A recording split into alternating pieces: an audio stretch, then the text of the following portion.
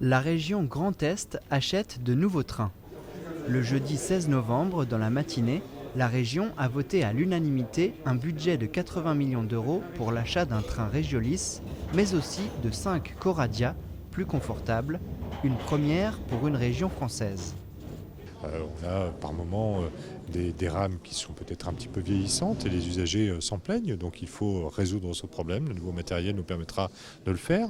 Il y a des trains particuliers qui sont des trains intercités qui vont rouler par exemple sur la ligne 4 entre Paris et Troyes. Ces trains seront à la nouvelle norme européenne ERTMS, c'est-à-dire que le langage commun facilitera les échanges transfrontaliers, notamment avec le Luxembourg.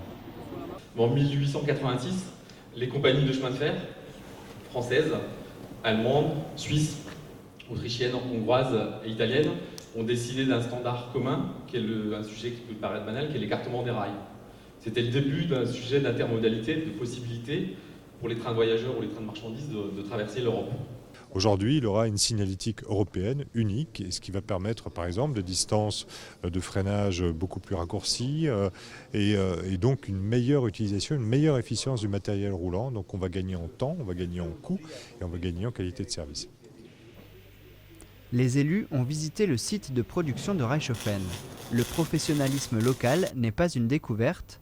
Commander les trains chez Alstom était une évidence. Ce budget que nous consacrons aujourd'hui à ce matériel ferroviaire, c'est naturellement pour améliorer le quotidien des gens, mais de le faire aussi dans la volonté du soutien local. On aurait pu éventuellement commander chez un autre constructeur. Nous ne l'avons pas fait. Pour nous, c'est un choix délibéré, le choix d'être aux côtés et avec Alstom. Durant l'année 2018, la région Grand Est commandera encore une quinzaine de trains transfrontaliers pour circuler entre la France et l'Allemagne. Il ne reste plus qu'un mois avant Noël et rien de mieux que de faire un geste pour une bonne cause.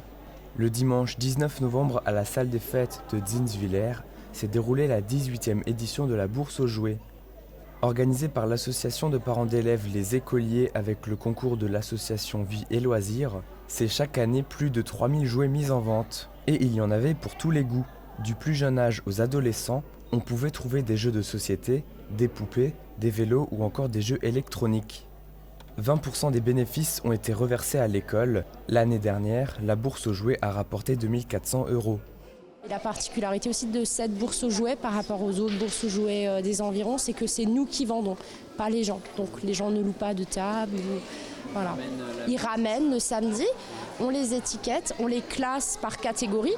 Et après, les gens choisissent ce qu'ils cherchent, un jeu de société, n'importe, et on revend. L'association, créée il y a 2 ans, s'est greffée sur cet événement. Avec un comité associatif composé de 8 membres, elle peut compter sur les parents bénévoles pour aider sur les différentes manifestations. En parallèle, une tombola était organisée. Avec un système 100% gagnant, les commerçants des communes environnantes ont pu offrir des lots. Leur prochain projet est d'organiser avec les enseignants un voyage scolaire à la mer. Tout au long de l'année, l'association Les Écoliers met en place des événements comme la vente de chocolat et la fête de fin d'année. Le lundi 20 novembre à la salle des fêtes de Rodebar, avant-dernier rendez-vous pour le conseil communautaire. À l'ordre du jour pour l'Assemblée, des questions plutôt techniques.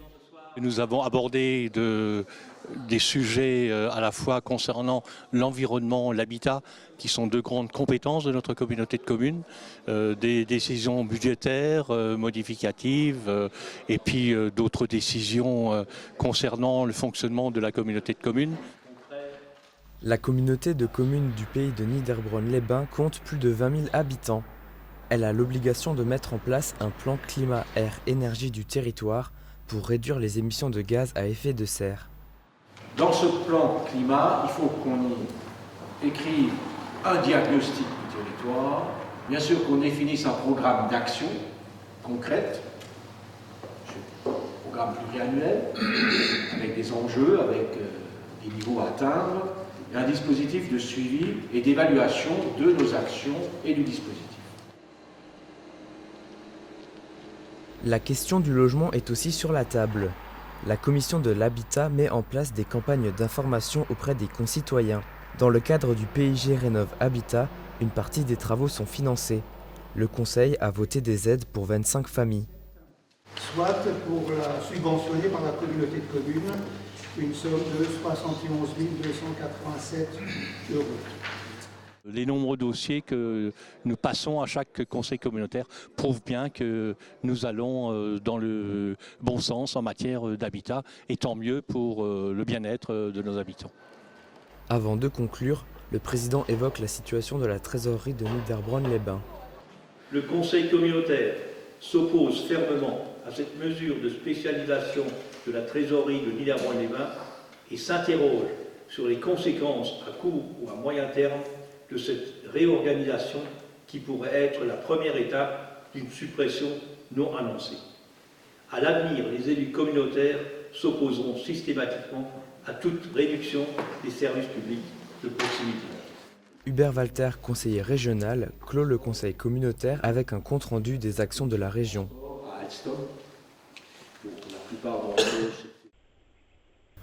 La troisième partie du réseau de pistes et itinéraires cyclables s'achève.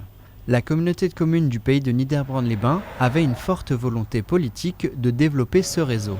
Sur un territoire où nous pensons fortement au développement économique et touristique, il nous a semblé important d'avoir une bonne irrigation du territoire par ces pistes cyclables qui à la fois servent aux déplacements professionnels au quotidien, mais également au parcours de loisirs et de tourisme bien sûr.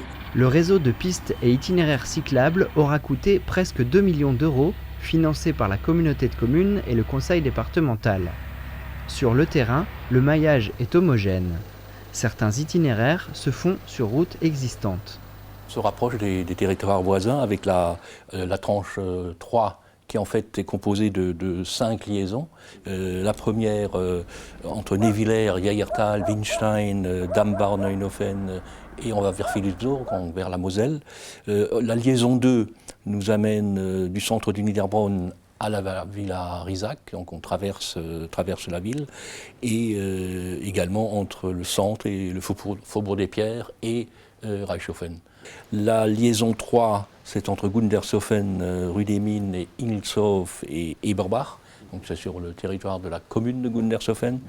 Ensuite, en liaison 4, la liaison Rothbach vers Ingwiller, rapprochement également d'un territoire voisin, donc le pays de Hanau.